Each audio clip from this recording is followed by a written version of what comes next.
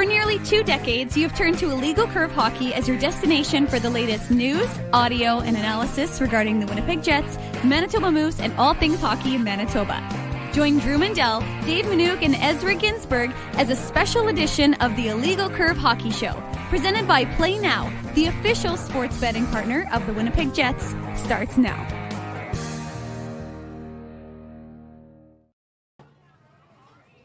Good afternoon, Winnipeg. Good afternoon, Manitoba. For all those joining us live downtown Winnipeg, the Cityplace food court, we say good afternoon, universe, and welcome to a special edition of the Illegal Curve Hockey Show. Along with Dave Manouk, I'm your host, Drew Mandel, here for the next 60 or so minutes, getting you set for today's Jets-Canucks game, an all-Canadian matchup in downtown Winnipeg, the first time these two teams have faced each other this season. It should be a good one as the Jets look to continue their winning ways that started on Saturday night with one of the most complete victories on the season over the Colorado Avalanche, that all-important divisional matchup that took place on Saturday. The Jets looking to keep it going later on tonight against the Canucks as they look for 2 in a row on home ice as this lengthy homestand continues. Dave Manouk, good afternoon. A pleasure to see you as the Jets, sort of the excitement. There's always a little more excitement when it's two Canadian teams. Saturday night, division rival, there was excitement there. Tonight, two Canadian teams, first time they've faced each other. That similar excitement in the air for the Jets and the Canucks. Yeah, and Vancouver's coming off of a big win in Toronto for that group. They're going to get Philip Hronek back. Rick Tocchet, they had an optional morning skate today at Canada Life, but the Canucks coach announced to the media who were there, I wasn't there, I was in the Matt Frost media room furiously trying to get all the media from the Jet stuff on our YouTube channel, so folks can watch that, of course, after this broadcast. But yeah, no, the Jets, so we don't know the Canucks line because it was an optional. Right. But they will get Hronek back, which is, of course, a big shot. He'll be paired up with Quinn Hughes, so that's going to be a tall task for, of course, the Jets when they do battle this evening. Yeah, and the Jets, of course, as we talk about the lineup machinations that are occurring for tonight's game, the Jets are going to be without Vlad Namestnikov, just like they were on Saturday night against the Colorado Avalanche, which resulted in Adam Lowry getting a promotion and a bit of a line juggling, something we haven't seen very much from the Winnipeg Jets, particularly in the top half of the lineup, especially since Nikolai Ehlers returned from injury. That was sort of the last time the Jets had some sort of different line combinations. But most people liked what they saw with that Adam Lowry moving up and to play with that Nikolai Ehlers, going forward. And so that'll be something, again, interesting to watch during today's game as the Jets and the Canucks will, make reacquaintance with one another for the first time this year. Yeah, and prior to that win against the Leafs, and I was trying to be nice because 4 of the Canucks were walking past us, Drew, so I was doing the same thing. I amended what I was about to say, but they did, of course, have a bit of a losing streak before that. 4 games in a row where they had lost. 2 of those games were in extra time, so the Jets, the Canucks, of course, coming in, they would have been coming in real snarly, if they didn't get that win, but apparently that got their group going and motivated again. But really, of course, we're here to focus on the Winnipeg Jets and what's going on with them. And really, as we know, the Jets are, as they were yesterday in practice with those newfound lines that you mentioned that they used so effectively against the Colorado Avalanche on Saturday night. And so we're going to see largely the same thing, with the exception, of course, of Ville Heinola. Ville Heinola draws in, Dylan Coghlan comes out, and Ville Heinola will be getting some power play time. So that's some of the things that head coach Scott Arniel spoke about today, was that idea of what can that do for Ville Heinola, sorry, I'm trying to go back to the right way to say it as opposed to the way I usually say it. You got the Ville part right. That's the important part. I do. But the point is that from that perspective, what can him getting additional touches on the power play do for his game, even at 5-on-5? And Scott Arniel was inclined to believe that it will have a benefit. Of course, more ice time generally does, sure, especially on the power play where you have the advantage. So I suspect maybe that'll help buttress up his confidence a little bit, and he needs it because this is the time, really, as this blue line, Drew, gets healthier. We saw Colin Miller.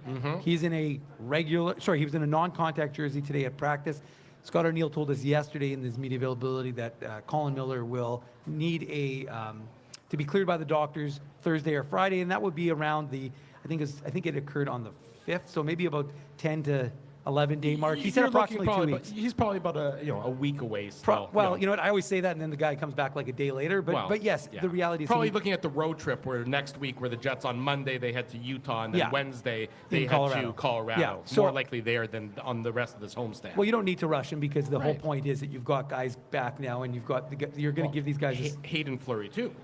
Yeah, and you're going to have to make a decision with Dylan Coughlin, of course, because you don't want him to have to go through waivers again. So I suspect, like I said, you're going to have Fleury, who's, as we were told yesterday, is back Thursday, potentially Thursday, most likely Saturday. Mm-hmm. And then you've got Colin Miller. So, again, that means probably Dylan Coughlin back down to the Moose, and the D core getting healthy again, which we haven't seen for a while. Yeah, it's so exactly the Jets sort of gone through that injury bug that has bit them on the back end, and now you're back to having maybe 9, even 10 sort of healthy defensemen, depending on what happens with waivers and everything along those lines. But it's for a Jets team that was looking real thin on the blue line for a little while, they've weathered that storm pretty well, and now look like they're of course that can change in the drop of one game, as we've seen. At least they seem to have weathered that storm. But let's talk about this homestand a little bit, because prior to Saturday, I would say that the homestand at best would be described as middling. Yep. It was that's fair. 1-1-2 prior to Saturday's game against the Avalanche,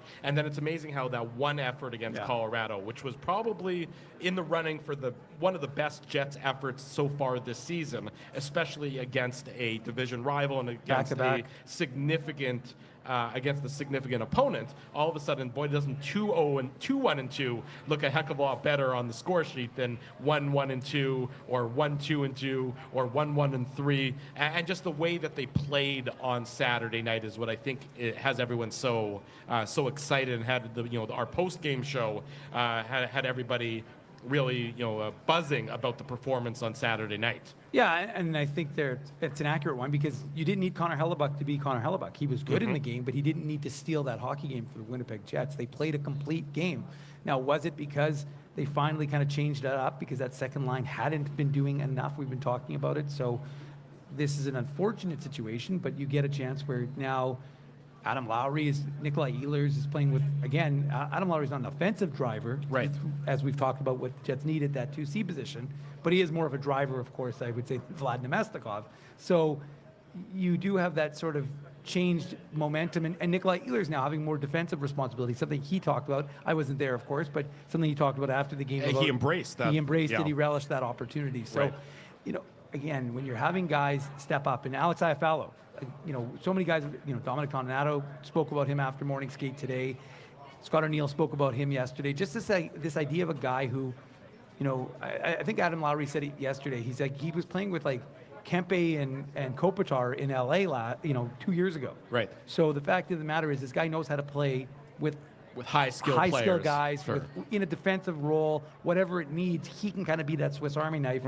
Pardon to Niederreiter, of course. No, pardon to the original Swiss Army knife, Michael Frolik. Sure, but that's fair enough. Good point by you. Good reference by you, especially given that the nature of today's conversation with Tyler Myers coming to town, and of course Dustin Byfuglien being on the Jumbotron, and then Jacob Trouba. There was a lot of reflection in today's media availabilities with Josh Morrissey talking about what the impact of the 17-18 team did for him, a guy just in his second year with the Jets, right? What kind of impact that had for him. So that's kind of there was a lot of nostalgia already throughout the course of this morning. And again, if you get a chance, listen to it on our YouTube channel, of course, after the show today. Exactly. After the show today, we are, of course, live here at Cityplace, downtown Winnipeg. We do this monthly, a special edition of the Illegal Curve Hockey Show, getting you set for tonight's Winnipeg Jets Vancouver Canucks matchup. All sorts of great options here as we're stationed in the food court. And I admit, Dave, I'm a little peckish. I'm keeping my eyes open for my my post-broadcast choice for lunch, as so many other people here that are joining us live at Cityplace are currently dining in, enjoying their different options that are available here as we talk about the Jets and the Vancouver Canucks. Let's talk for a second about that sort of revamped forward group that we saw on Saturday. The Jets obviously lose Vlad Nemestikov, which makes everything change a little bit on that along those lines. And Adam Lowry gets that bump up. They say that, what is it? Necessity is the mother of invention, something along those lines. You wonder that, losing Nemesnikov, you're never happy to have a guy like him out of your Sure. lineup. But does this, maybe the Jets are going to stumble upon something here with him out of the lineup that allows them to rethink the forward groups, that especially the three forwards, three lines of forwards beyond Scheifele, Velarde, and Connor, because that line has been doing so well for so long. No reason to mess with that, as of late. But maybe all of a sudden, other forward lines where the Jets weren't necessarily getting the scoring as often as they typically would want to, this maybe frees things up. We saw, Ehlers get the 5-on-5 goal to open the game against Colorado. Then they got the empty netter, of course. But you wonder that, maybe this injury to Nemesnikov turns out to be a brief blessing in disguise, in that it allows Scott Arniel to reconsider how he deploys his lines. Yeah, I mean, look, there's a reason why I think the lineup configurations where the Jets have in the NHL, I think the two of the lines that have played the most together in the entire season. Scheifele, obviously, and Connor. that's the top one for Right. the entire NHL. And I believe the Lowry line was the fifth most minutes together. So, I mean, the fact of the matter is that we've talked about this a lot. We said, as an organization what works. Yeah. They knew last year, remember, we were like, okay, why don't you try something? Because if you have a guy go down with injury, you don't want to say, well, we used these same trio for 82 games. And actually, one of the things that Adam Lowry spoke about yesterday in our chat with him was that idea of like, so you don't have to have something becomes a muscle memory as opposed to a new sort of sensation that you have to create. Right. And it's the playoffs. So this way, at least, you can have guys more comfortable with each other, more ready to go. And that, to me, is something that it is, you're right. It's, again, nobody ever wishes for a guy to get injured, obviously. Right. But you're right. Sometimes it is a bit of a blessing in disguise, because it does force the team, when the team doesn't look like they're prepared to make those changes on their own, it forces their hand. And we've seen sometimes with the Jets that forcing their hand leads to actually better results, even if they're not willing to do it themselves. And maybe this change, and so for those of you who are maybe just, tuning in. Yeah, maybe you should. Yeah, so I'll recap sort of the forward lines, or how we're expecting them to be for tonight's game. Again, no Vlad Nemesnikov. Well, you don't have to expect them. They're based on I know, but I'm saying an injury mid-game could change things around. Yeah, but, that's fair. Based on the morning skate, you have Connor, Scheifele, and Velarde together, as Yeah. you would expect, because that line has been absolutely dominant. Both, really good at 5-on-5, and then, of course, the power play. We know that the Jets' power play is top in the entire NHL. Right. And then you have the second line, the new look second line, of Ehlers, Lowry, and Alex Iafallo together, and they had a good showing on Saturday night against Colorado. Yep. Playing some tough minutes against the Avs' best, the McKinnon line, and they were able to really shut that line down, which is not something you say. How many people have been able to say that this year? Not very many. I mean, again, we talked about it on the post-game show on Saturday, and the players did after the game and everything else, just how impressive the Jets' effort was defensively in not giving up a high-danger chance after the first period. That's a crazy stat. That is a crazy stat. So, I mean, that is, I remember Colorado was rested. they hadn't played in a week or something, I think. You could say they were slow, but then the craziest part also, but I'm saying but the funniest part is that you said after the first period.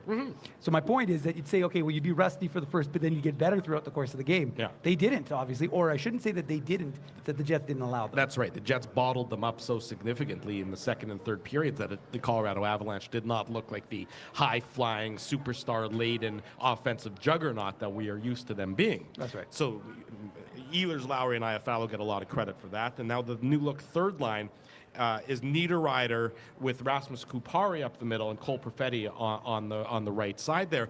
And I wonder for Perfetti, and this is he's a guy that certainly the team wants more from. I'm sure he himself wants more production.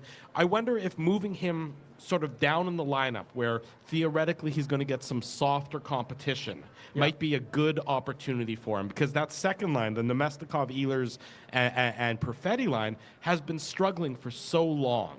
And they really weren't generating anything of any significance. So you wonder if maybe this is a bit of a blessing in disguise, or an opportunity for Cole Perfetti to sort of find some confidence again in his game, playing with a guy like Nino Niederreiter, who, we know what Niederreiter is. He's a guy who's going to go to the dirty areas. He's a guy who's going to try, every shift of Niederreiter's looks very similar to the previous one. Yeah. So he's Mr. Consistent. So I wonder if that, a little more time with Kupari and Niederreiter isn't a bad thing for Perfetti to try and get him some confidence, get him going in the Winnipeg Jets lineup?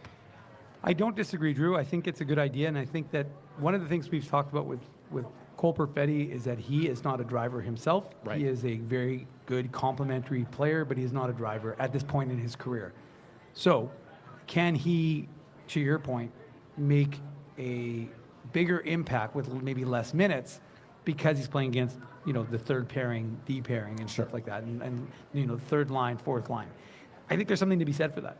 And I think there is something. Look, I mean, Nikolai Ehlers is a guy who, for his entire career, has made a lot out of a little, right? He didn't play big minutes. And the funniest part is, I actually don't even think Nikolai Ehlers' minutes are actually down this year.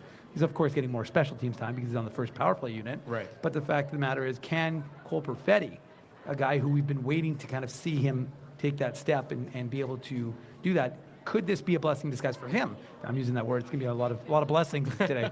But it's a very religious show. Very religious. So I do wonder if that, what you're trying to get at is will this benefit Cole Perfetti and therefore the Jets? Because, of course, you need him to get rolling. You need it to snowball a little bit. You need him, once he starts to feel good, then you can get him onto the line back with Ehlers and Nemestikov or whomever the Jets decide to bring in and then go from there. So, yeah, I think it could end up being, all of these things could be beneficial. You don't want to see a guy, Vlad Nemestikov goes down, blocks that shot against the Kings. Mm-hmm.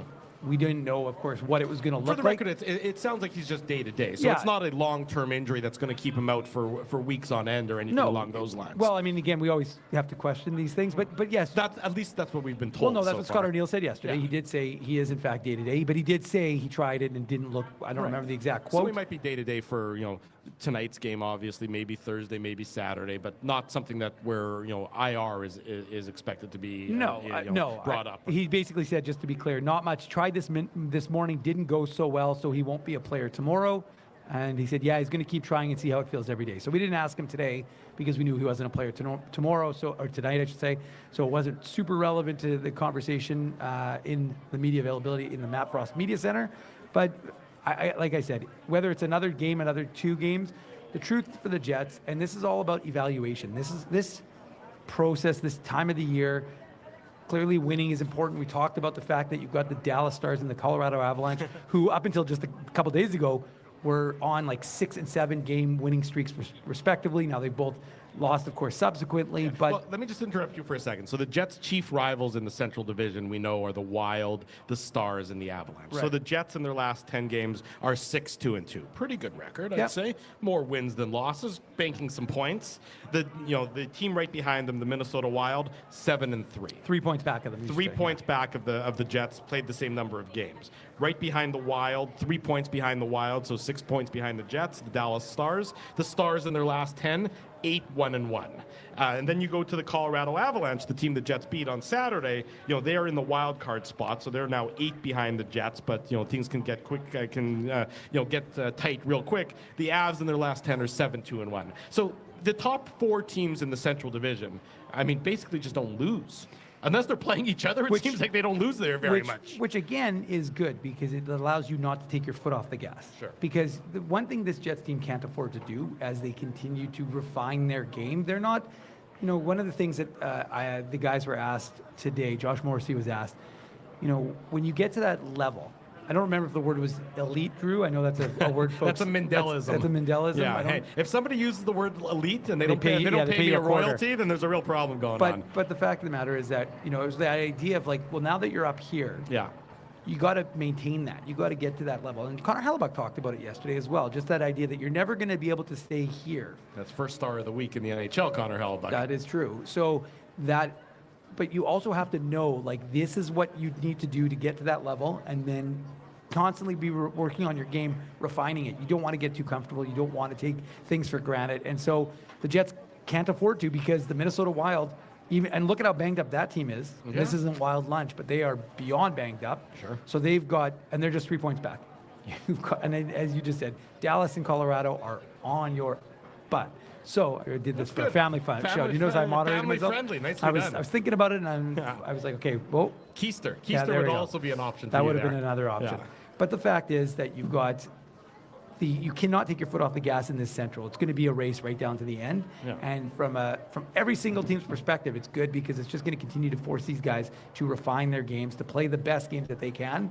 And like the Jets did against the Colorado Avalanche on Saturday, play their best games. Well, that's just it. I mean, and that's the game that we haven't seen a performance like Saturday's performance in a little while. Now, as I said, I think on Saturday mornings, Illegal Curve Hockey Show, 9 a.m. every Saturday morning. That's available, of course, on our YouTube channel, and then the podcast edition is available right after the show ends. For all of you in Cityplace, as we're broadcasting live in the Cityplace food court, who might be wondering to themselves, hey, I like those guys. First, you might want to get that checked out immediately. Second of all, there's a QR code on the big poster right behind me here. Just scan the QR code. That'll take you to all of the Illegal Curve information, so you can find out how you get more of us on a regular basis. We do this every Saturday morning. We do this once a month here at the Cityplace food court over the lunch hour. And, of course, we do the Illegal Curve post-game show following each and every Winnipeg Jets game. So that'll be back later on tonight. More importantly, I want everyone to remind me in 6 minutes to refill my parking.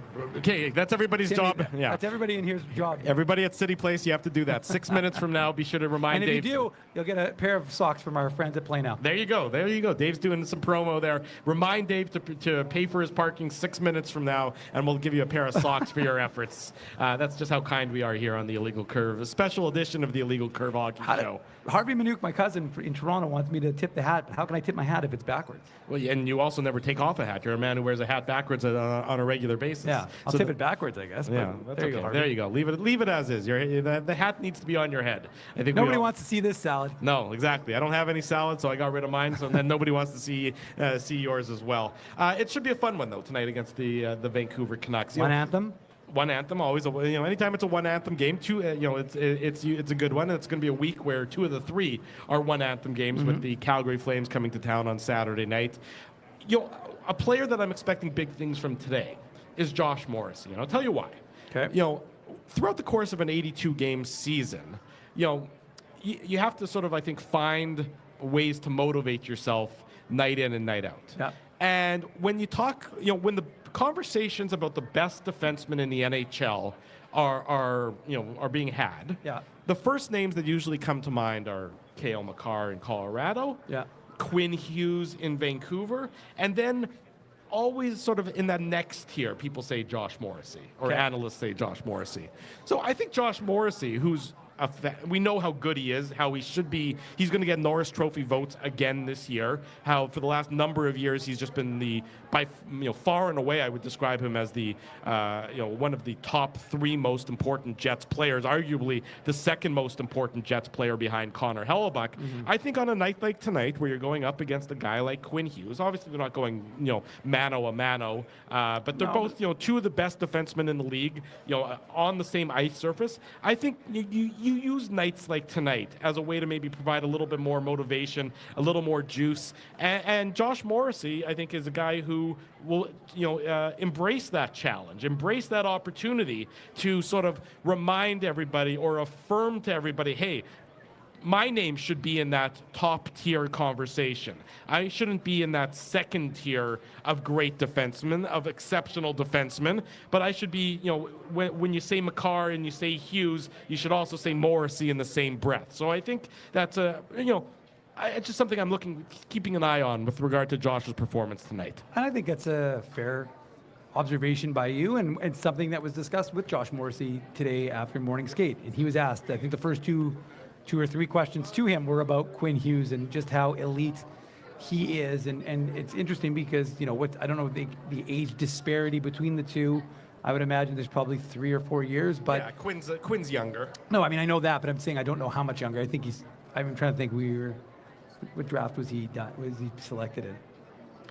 So Quinn Hughes will be 25. Okay, I was gonna say- he'll be 26 in October. I was going to say 26. Yeah. So there you go. But the fact of the matter is that Josh talked about how he looks to Quinn Hughes as someone he studies and how he watches how he plays the game, because I don't think it matters how old you are. You don't have to watch a guy who is 30. Like Josh Morrissey doesn't have to say, okay, I can only watch players who are older than me in order to get inspiration, of course. Right. So what he does is he studies these guys, and a lot of these guys will train together, especially the ones who are out in Western. I mean, Quinn Hughes is an American, but Cale Makar is from Calgary, obviously. So those guys know each other. They probably see each other in the summer, and that is how you get to that next level is by watching what they do. Sure. And I've talked to you guys steal from the greats.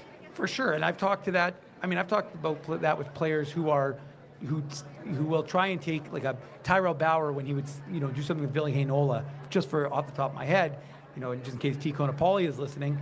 But the fact of the matter is that you're always trying to learn and develop. And I talked to Ville about that as well, about borrowing, stealing, whatever you want to call it, from other guys to be able to adapt that into your game. There's no rule, there's no copyright rule to say you can't use, that's my move, the stop short move, you can't use it. So I think you're absolutely right, Drew. I think that, Josh Morrissey looks to the various players in this league that he can get inspiration, he can adapt parts of his game.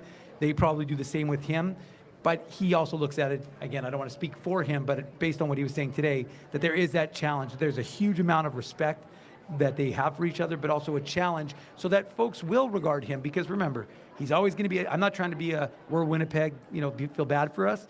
But the fact of the matter is that this market doesn't generally get the regard, I would say, that others do, with the exception, of course, of when you have a goalie like Connor Hellebuck, who forces the entire league to kind of say... it's funny you mentioned Connor Hellebuck. So our friends at The Athletic, I think they do I don't know if it's a monthly ranking or it's every couple months. There's so much value in that. I know, but it's okay. Your sarcasm notwithstanding there. They did they have a panel of goalie experts that they consult with. I think it's a combination of ex-goaltenders and goalie coaches and maybe. Oh yeah, I saw that. And Connor Hellebuck's name was not on the top of the list as the most elite goaltender in the NHL, which. And I'll be quick and honest with you, Drew. Yeah. I of course don't read that stuff because I don't think it has a lot of value. Yeah. But I will say that my kind of cursory, very shallow understanding was that he had received nothing but first place, with the exception of just one person who had kind of knocked him off. One person put him into the second tier.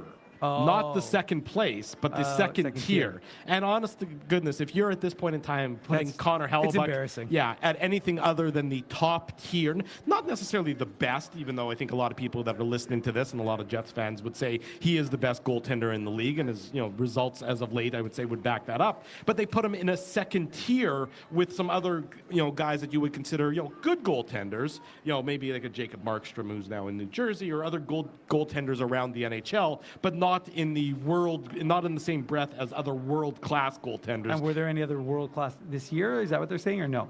Yeah, they're saying like Igor Shesterkin is better. He's been real world-class. Sergei Bobrovsky, was in that elite tier, and it was just one voter who said that Hellebuck isn't in the same top tier as the best in the NHL, which to me is just, you're overthinking things at that point in time, I would suggest. Yeah. More importantly, my meter expired, and nobody thought to tell me that you plug your meter. You can do it. Nobody's getting socks. No socks. Dave's not giving away the socks. Nobody told him to charge his. A Rams fan just walked here through Cityplace. Come on, this is Vikings territory. What are you doing being a Rams fan around here? That's okay. We'll forgive you. I'm actually not. What's the jersey? I'm a professor. I wear jerseys to class for fun, different jerseys. Oh, okay, fine. We'll let it go this time. Choose more wisely. Not a Rams fan after last night, though. Well, that's why I wore it, because they won. Vikings when I won the Vikings. Okay, good. In any event, we're live here downtown Cityplace Food Court. Drew Mandel, Dave Manouk, a special edition of the Illegal Curve Hockey Show. We will take our one and only commercial break, and when we come back, more on the Jets and the Vancouver Canucks. Great showing, great crowd here downtown Cityplace. Stay tuned, much more to come here on the special edition of the Illegal Curve Hockey Show. We want to thank you for not betting with Play Now and choosing our illegal gambling site instead. Because we couldn't afford things like this without your money. So much of your money. Now you might have questions like, do our profits benefit your community? No. Or bet with Play Now, Manitoba's local legal and secure gambling site. Dining, entertainment, parking, and convenience, all in one spot. Cityplace is located in the heart of downtown Winnipeg, attached to the Canada Life Centre. Whether you're working, living, or out for a night in the downtown, Make Cityplace your go-to destination before or after the fun finds you. Lunchtime, game time, anytime. Visit Cityplace at 333 St. Mary Avenue, next to Canada Life Centre.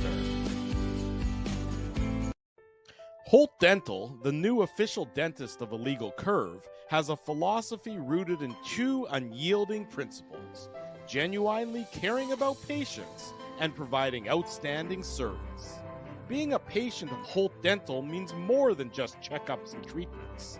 It's taking the time to listen and talk to each patient so they can achieve the best long-term health, functionality, and aesthetics for their teeth, mouth, and gums. Conveniently located at Grant Park Festival on Taylor Avenue, Holt Dental is dentistry of the highest quality in a comfortable and relaxed environment. For more information, visit holtdental.ca. Oh, and there's plenty of free parking at the front door, too. Celebrating its 40th year as Winnipeg's home for stand-up comedy, Rumors Restaurant and Comedy Club has recently been named Canada's top comedy club and a top 5 comedy club in North America. From birthday parties to date nights to fundraisers and everything in between, Rumors is your destination for the best and most affordable live entertainment Winnipeg has to offer. For more information on upcoming shows, Rumors' incredible promotions, and to purchase tickets, visit rumorscomedyclub.com. This January at Boston Pizza, every day is Pasta Tuesday. That means BP's famous pastas start at just $11.99 every single day. Create your own or go gourmet for just a few bucks more. Come on in for Pasta Tuesday pricing any day. Only this January at Boston Pizza.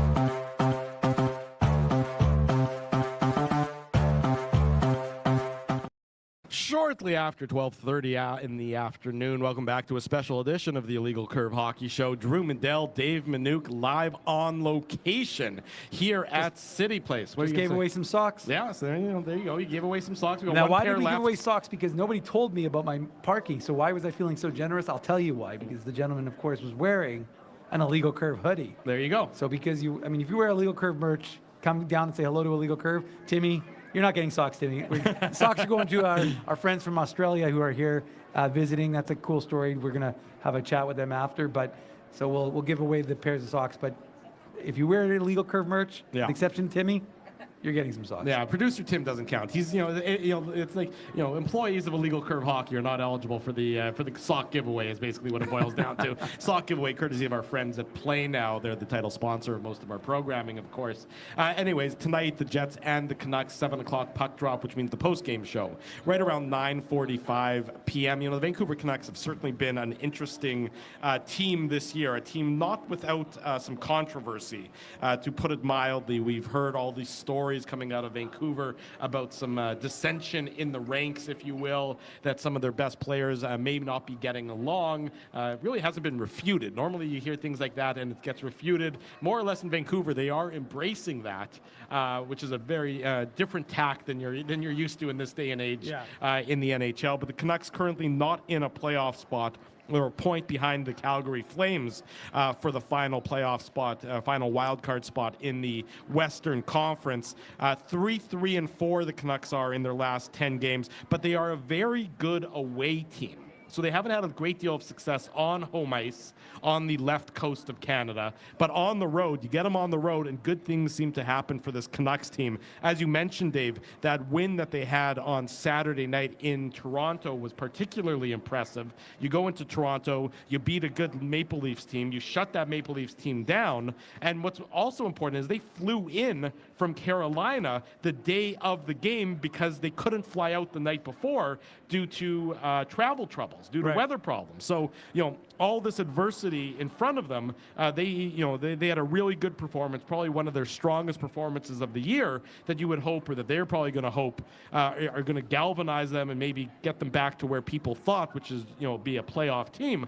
But the Winnipeg Jets, of course, are looking to counteract that, and they're looking to say, no, that was a one-off. We're going to keep you where you are, which is currently out of a playoff spot. I will say, though, and again, as I said in the pregame report, I don't pay attention to the Canucks other than when they're here to face the Winnipeg Jets. But I will say Yeah. that they do have a lot of loser points. I think they've got 10 games now. 10 losses in overtime, to Yeah. your point, which Yeah. is, I believe that leads the NHL I think in it its probably does. entirety. And they're also a very unusual team, probably worth mentioning, Drew, that they're a Jekyll and Hyde team for home versus road. Right, that's what I said.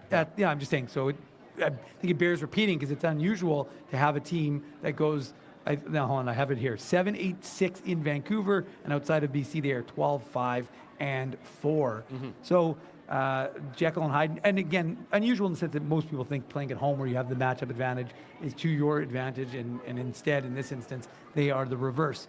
So we'll see what, again, we don't know what to expect from the Vancouver Canucks because we don't watch them. We know they have a ton of talent. And look, there's no point in getting involved in like speculation. I mean, where there is smoke, there is usually some sort of fire. Well, so especially because it's been reported by so many different people, Yeah. and it hasn't been denied. I mean, I don't know if you saw on the weekend Brad Marchand's denial. I did see that, yeah. Right. So somebody, a Boston media person who really doesn't have any credibility in terms of How do you being know that? Well, because you know that's not a guy who's been known as a Bruins insider who's going to have real insight. I mean, he's just, Would you call yourself an insider? I would not call myself an So insider. why should I trust what you have to say? Well, I mean, I'm giving you my opinion. I'm not saying for fact. He was giving fact about things going on in the Bruins dressing room. Fair. That Brad Fair Marchand enough. came Good out counter. and said, this guy is not, we don't know who this guy is. He's never been in our room. Nobody's talking to him.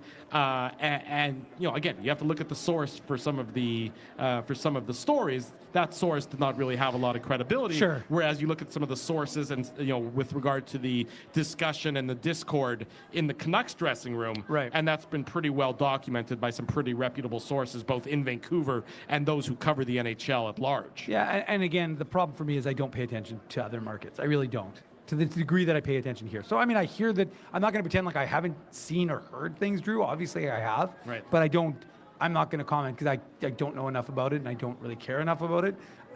Other than to say that, this is a caution. I mean, Winnipeg is a cautionary tale.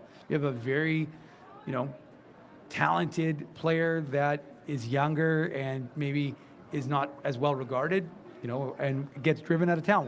That sounds familiar. So It's you're using a parallel, of course, of Blake Wheeler and Patrick Line. right, again, and it's something we were talking about in our media. Well, we were just chatting about it when we were sitting in the Media colleagues, the Yentas were sitting around talking about things. The hands were clucking, if you will, and so we were discussing this to a certain degree, and look, that came up as a cautionary tale for folks in Vancouver. Look what happened here in Winnipeg with Patrick Laine and Blake Wheeler, or others, whatever. But the fact of the matter is, you just have to be. It's something they're going to have to deal with as an organization, and Right. so from our point of view, what we're doing is we're here to look at what they're able to do, and you have a Canucks team that knows that they need to get back. They've fallen out Calgary because they won. Who did Calgary beat? Yes, Chicago, I think. Calgary beat Chicago yesterday. That sounds right. that leapfrogged them And ahead. Edmonton beat the 1-0. Kings 1-0, right? Yeah. So you've got, but what the Calgary did, the win did was leapfrog them, I think, ahead of Vancouver, and so you've got to. That's what they're in a desperation thing. Sure. So you've got a team that's desperate that has lost 4 out of 5. Sure, they feel good about the Toronto, but is that a one-off?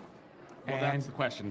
Right, and that's what they're going to be trying to guard against, and they'll get a bit of a bump, of course, with Ronick returning to the lineup, and so there's you've got a top pairing guy alongside Quinn Hughes, that adds an element, right? That bumps everyone down. That obviously makes your blue line stronger. It's going to be what's his name in that?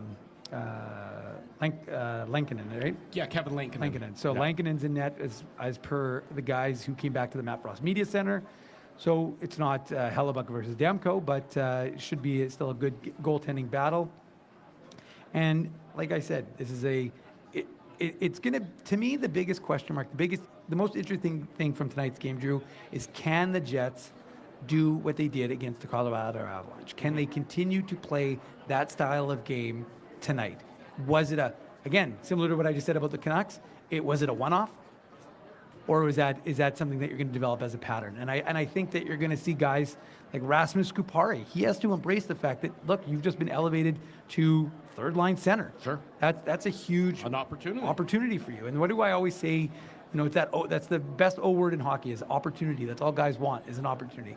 Well, Rasmus Kupari is been good on the fourth line, but here's an opportunity to take an even more significant role in this Jets team. So you're going to see if he can embrace that and do something with it, along with Alex Iafallo, who now is finding himself to be a second-line winger when just before, not too long ago, he was on the fourth line. It's true, exactly. So, as he gets elevated in the lineup, the minutes become more important, and the opportunity, to your point about the O word there, the opportunity begins to shine a little bit brighter. And, for a guy like Alex Iafallo, of course, we know that he's not really worried about it at this point in time, but he's certainly playing for a contract next season and beyond. So, any opportunity, any chance to display that you have the flexibility and the ability to move up and down a lineup, anytime you can wear more hats for your head coach, that's a good thing for you. That, that the coach can say, okay, I'm gonna, and we know that with Iafallo, he, is able to be deployed in that, lower in the lineup role, that he's able to be deployed in a higher in the lineup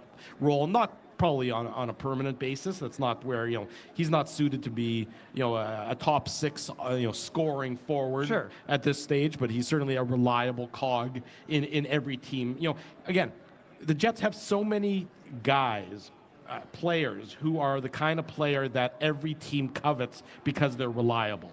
Iafallo, Niederreiter, Nemesnikov, just guys who are stabilizing forces for a head coach, and that's what they get. So when they get an opportunity to move up or move down in the lineup and demonstrate that again for everybody to see, it's important for when that happens. And Iafallo had, just to be clear, 17 goals with the 17 and 20 with the Kings. Not that long ago. Again, I'm not suggesting that is like lights out, but it's not insignificant to be able to put up close to 20 goals and 20 assists. Right. And you look at the opportunity for the Jets in today's game. You look at it, from the Vancouver perspective, all of the Vancouver numbers. You still expect more from the Canucks. But all their numbers point to a team that really is average. And when you're battling for, the second wild card spot, and you play in the Pacific Division, which really isn't, beyond Vegas, and the Oilers, I guess the Kings now, it's not like it's a world beater of a division. Nobody would ever say that the best division in hockey belongs to the Pacific Division. But not after what we said about the Central earlier today. Right, exactly. Not where the Central certainly looks like a much bigger beast. And the West in general is better than the East so far this year. It seems so far, when you look at the playoff race, albeit still early, but you look at the playoff race and the point total that's likely to get you into the playoffs in the East, it's pretty low. But from the Vancouver perspective, nothing about their performance, nothing about their numbers, nothing about their their stats, whether they be analytics or traditional stats, screams out to you that it's an elite hockey team. They don't score that much. They don't. They give up more than they should. Bottom of the league in both of those categories. Bottom of the league, if I'm not mistaken. Bottom half of the league is what I meant to say. In the specialty teams, bottom half of the league in terms of possession numbers. All these things that say that the Winnipeg Jets, with a similar performance to what you saw on Saturday, should put themselves in an advantageous position.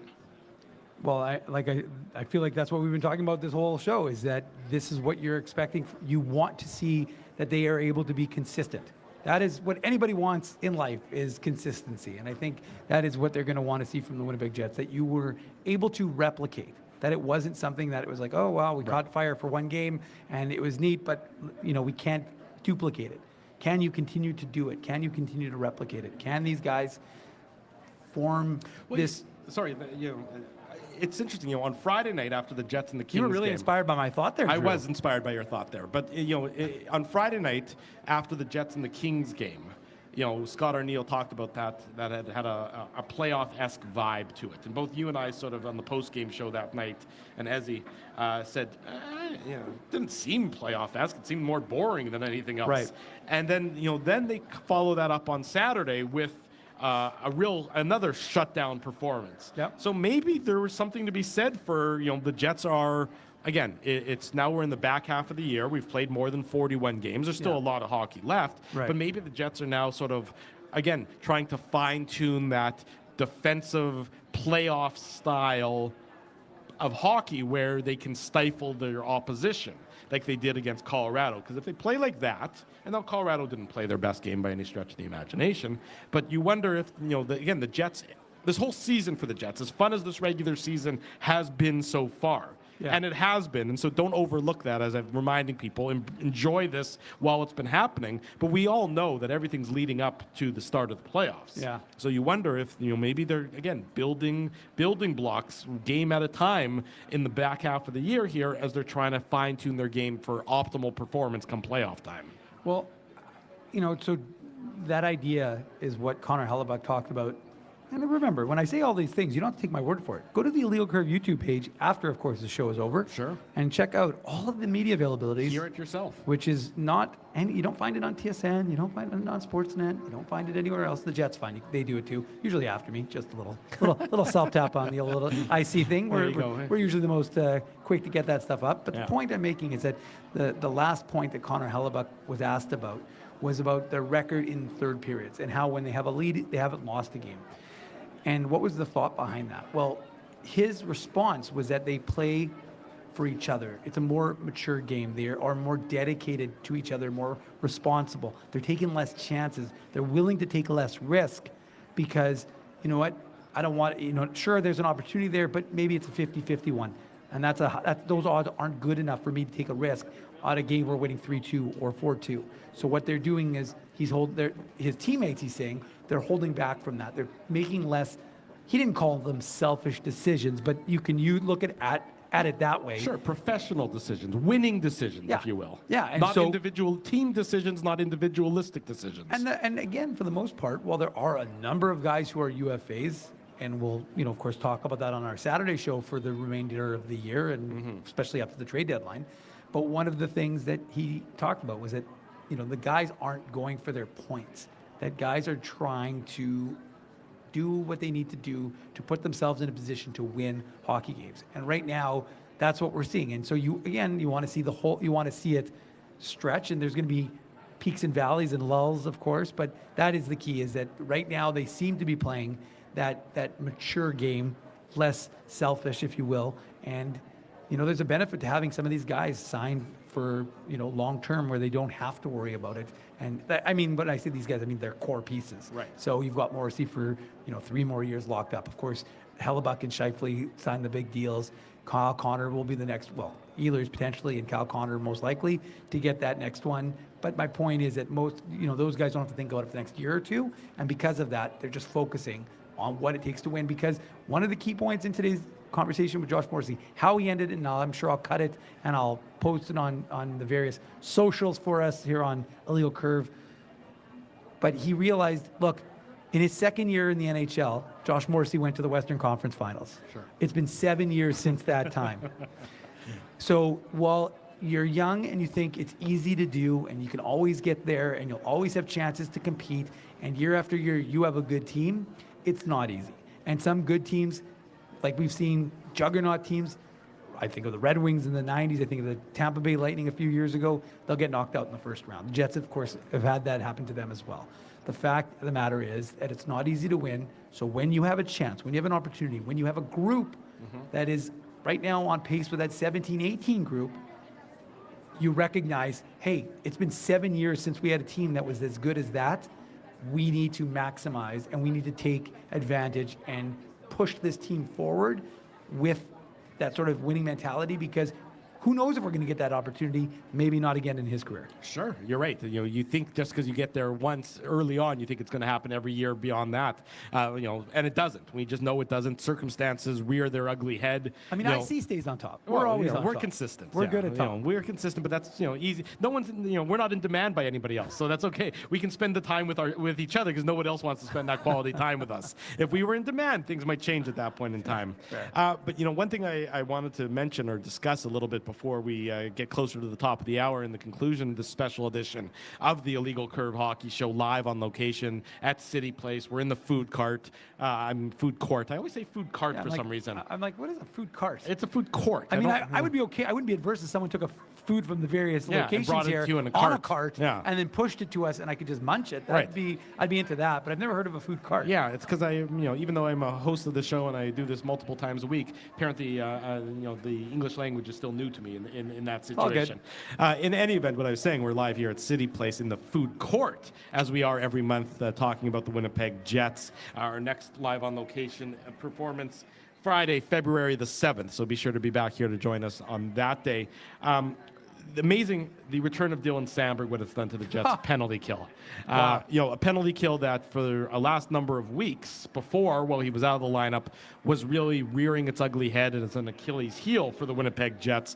A blink of an eye, a few games with some solid kills, especially when they were taking... Even before he came back. They do credit because that game they took... Which was the game they took 7 against? Who was that against? It was that Nashville game. Yeah, the Nashville game. Last Tuesday, They did kill all but one. That's right.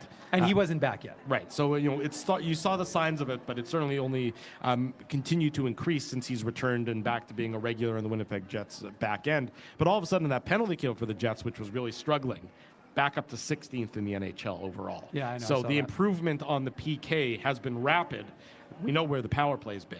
It's still atop the NHL, and how important it's been for the Winnipeg Jets as getting almost a goal a game, it seems like, when it comes to the power play. But as of late, the Jets actually haven't been drawing that many penalties. So Just I'm 3 in the last 2 games. Well, 3 in the last 2 games, which is not a lot, especially when you consider this is a whistle-happy NHL oftentimes, where you look at a guy the wrong way and the refs are going to call you for something. Scott Arneal said, the reffing's been fantastic. It's been great. It's been fantastic. So he did make someone asked about the idea of not many penalties that his team being drawn. Mike McIntyre of the Winnipeg Free Press asked him, he goes, what can you do? And Mike obviously wasn't asking him. He goes, well, we were not going to start diving. But he just said to that idea, Drew, because it is fresh, he essentially said, they just have to keep doing what they're doing, move with speed, and just try and draw penalties. Sure. I mean, and that's obviously. But also that teams know that the Jets' power play is so lethal that you just can't afford to take penalties against them. And if you do, the Canucks' power penalty kill is 12th overall. So still a pretty good PK. They got the 14th ranked power play. Right. So they're kind of in the middle of the pack in that regard. But yeah, I mean, that's that idea, is that teams are coming in with a game plan. The game plan is don't take penalties against the Winnipeg Jets. Like the Oilers were last year. Remember, anytime you played the Oilers last year, it seemed like, we don't need to name the names of who goes out there on the Edmonton power play. We know how lethal they are. Right. But the Jets power play is sort of in the same breath right now. Just, the competence and the effectiveness of that power play is fantastic. We'll see a bit of as we mentioned earlier, you're going to see a bit of a shake-up on the second power play unit with Ville Heinola. I mean, the second power play unit does not get a ton of time, as we well know. When the first power play unit scores so quickly, the power plays expire before the second unit can get out there. But Ville Heinola going to get some power play time, in the course of tonight's game, at least based on the morning skate today so far. Yeah, and like I mentioned earlier in the show, it's going to be good for Ville. I think him getting more touches, getting more comfortable. I mean, he played a lot of power play with the Manitoba Moose. Right. So it's not something he's unfamiliar with, and that's his bag. I mean, he is an offensive defenseman. He knows how to, make good passes. So I think, that will give a guy who probably wants some more confidence. Because what do you think about him being on the right side again with Logan Stanley? I don't like it personally. Yeah. I think it handcuffs him. I think he is a natural left side guy. I mean, he played 66 of 67 games last year on the left with the Manitoba Moose on the left side. He's not a right side guy. But as Nate Schmidt told me, and as I've famously told on this show many times before, the fact of the matter is, in the NHL, if you want to play in the NHL and the team says we need you on the right side, then you learn to play on the right side and you do it to the best of your abilities. And if that's where they see you, that's where they see you. You're not going to say, well, you know what? I'm really more of a lefty, so get Dylan Coughlin in the lineup. I'm good. So you're obviously not going to say that. I'm a little surprised, though. I mean, I guess, again, we don't need to relitigate the third pairing defense conversation, because it really has been. Our buddy Mike McIntyre wrote it. I don't know if it was online or if it was in their sort of the game day. They do the newsletter, him and Ken do, and he was sort of saying, I'm a little sick of the discourse. It's been debated, it's been discussed. The Jets, the organization's making the decision that they're making, where they want to get Logan Stanley into the lineup, as much as they can, at least right now, with other guys who are still banged up. And the fact of the matter is, it's not as if the questions haven't been asked. I mean, that's the problem. People are like, you're not asking the tough questions. Well, remember, I've said this before. We don't run the team. We don't own the team. We don't make the decisions. We're not paid by the team. We make observations about the team. So when it comes to decisions that the team makes, we ask them about it. We can inquire. We cannot get into an argument with the coach and say, well, your decision is, like, again, there's ways of presenting it that are not argumentative, that can present the fact that, look, Ville Heinold's numbers have shown you this, Logan Stanley's numbers have shown you this, which I think have been done, to be honest with you. I mean, I'm in almost every media availability. I've heard the questions asked. So, I mean, the truth is, at the end of the day, Scott Arniel is the head coach of this team. Scott Arniel is the one whose job is on the line and needs to have this team be a winning team. And if they're not going to be a winning team, it's going to be his head on the chopping block, Yep. right? So I mean, at the end of the day, he's doing what he thinks is best. You don't have to agree with him. We don't always agree with him. I mean, personally, I think Logan Stanley on the PK makes absolutely no sense. Right. I don't think he can do the PK. I don't think he's fast enough. And so, again, we question things all the time.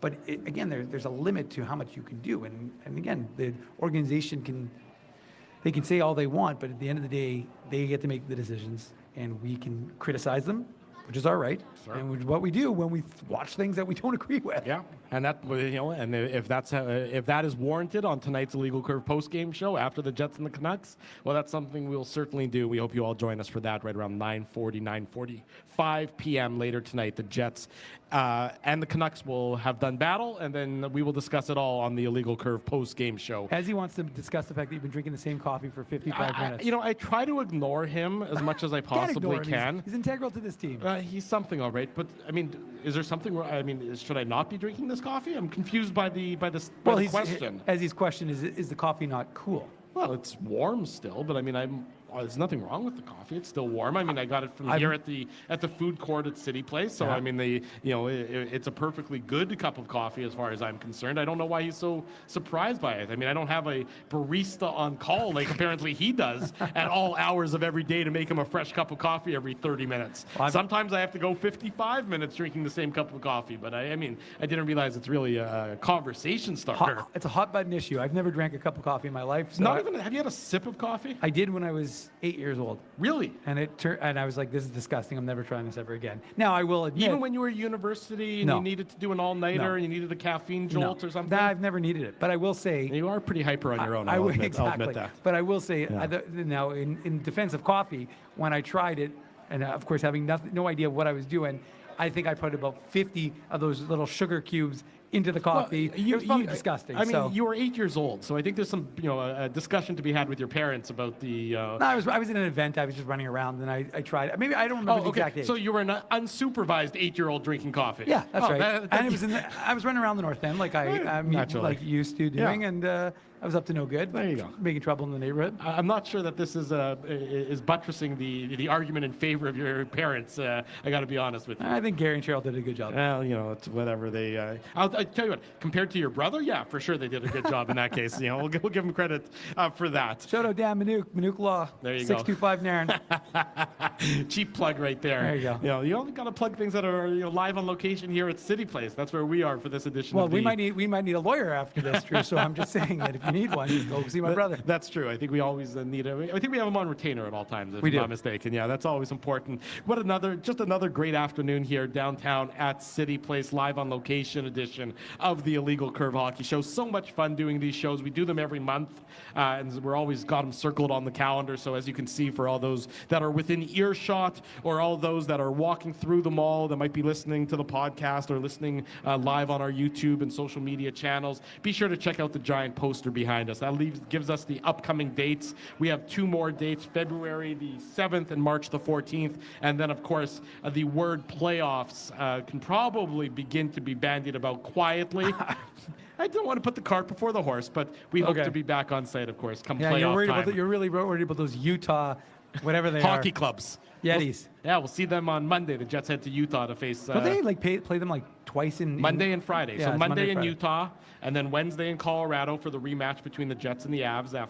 Which will be really the third time the Jets and Avs have played each other in about 3 weeks. Yeah, I know. Going back to New Year's Eve. So these two teams are certainly familiar with each other. And then Utah back in Winnipeg next Friday. But before that, we still have tonight's game against the Vancouver Canucks. That'll be an exciting one. The Jets and the Canucks, 7 o'clock puck drop. Of course, Cityplace will be your destination before the game, after the game. We encourage everybody to check it out. Check us out online as well, and then be sure to tune in later on tonight for the Illegal Curve post-game show following the Jets and the Vancouver Canucks. Want to say a big thank you to everybody here at Cityplace, all those who've come up and said hello and are going to come up and say hello as we wrap up the program here. Producer Tim makes us sound as good as he can, because without him, Lord knows that this show is not as smooth of an operation as it usually is. Dave Manouk is, of course, on my right, and I'm your host, Drew Mindell. Thanks to everybody for joining us here live at Cityplace. We'll see you later on tonight following the Jets and the Canucks